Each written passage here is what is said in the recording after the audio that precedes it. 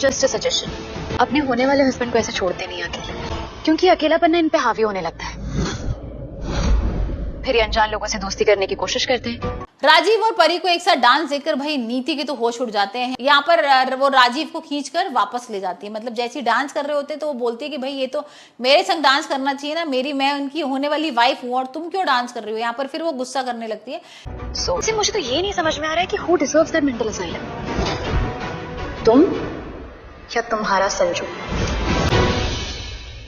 ऐशी क्या बोल के गई सुना तुमने? Calm down. कैसे काम जाने दो ना प्लीज। लेकिन पार्वती कहती है तो आप इनसे पूछे ना, यही आए थे मेरे से डांस के लिए बोलने, मैं थोड़ा ना गई थी। यहाँ पर नीति ना राजीव को अपने साथ ले जाएगी। अब भाई राजीव उस पर बहुत भड़कने वाला है और बोलने वाला है कि मैं तुम्हें नहीं चाहता हूँ, मैं तुमसे नहीं शादी कर सकता और तुम मेरे पर बार बार क्यों आ जाती हो नीति। और यहाँ पर जाने दो संजू, तुम इसकी बकवास बातें सुन सकते, मैं नहीं सुनूंगी। शराब होती बातें सुन ली, तुम्हें कुछ भी बोल रही हो तो और जो मैं बोल रहा हूँ तुम वो क्यों नहीं सुन रही हो? तो यार राजीव उल्टा ही उस पर ही गुस्सा कर रहा है और फिर गुस्सा करके ना दोबारा से भाई पार्वती के पास चला जाएगा। पहले हमने देखा ही था ना किस तरीके से भाई ये फ्लर्ट करना शुरू कर दिया, उसने पार्वती से बड़े खुश होकर बात कर रहा है। जब पार्वती ने स्पीच भी दी थी परिवर्तन की, तब भी उसने ताली वाली बजा के उसकी तारीफ बहुत की थी। मैंने सुना तुमने कहा उसे जाने दो, भूल जाओ। प्लीज रिलैक्स, मेरे और तुम्हारे बीच में कोई रिश्ता नहीं है, तो टेक इट इजी। और जो पार्वती ने कहा है उसे भूल जाओ।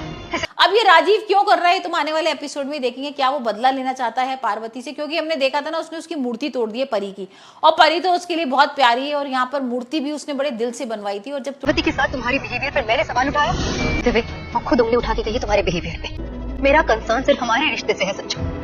उड़वा दी है तो उसने वही सोचा था कि अब मैं तुमसे बदला लूंगा, और यहाँ पर हो सकता है ऐसे प्यार प्यार की बातें करके कुछ ना कुछ उसके दिमाग में चल रहा हो। लेकिन भाई यहाँ पर नीति के दिमाग में तो एक बड़ा सा आइडिया चल रहा है। यहाँ पर एक कोल्ड स्टोरेज है और उस कोल्ड स्टोरेज में ना बर्फ बहुत ज्यादा बढ़ गई है, टेम्परेचर बहुत।